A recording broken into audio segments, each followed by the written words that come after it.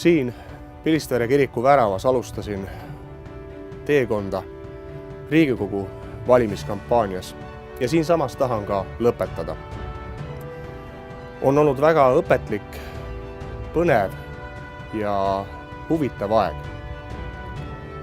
Olen tänulik neile kõigile, kes häälega toetasid, kes kaasa mõtlesid ja eriliselt ka neile, kes kritiseerisid ja edasi mõtlema ärgitasid.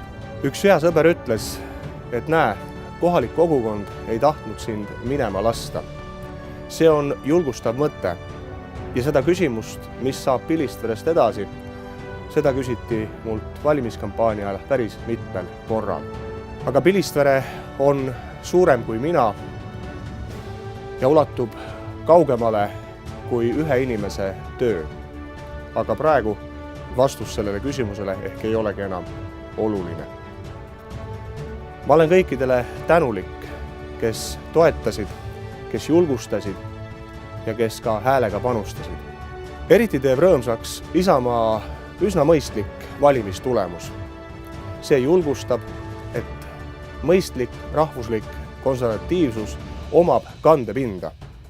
See julgustab edasi tegutsema. Kristlikus kirikus algab täna paast ja see on hea aeg ka selle saadud kogemuse üle järele mõelda. Suur aitäh kõigile ja kohtumisteni!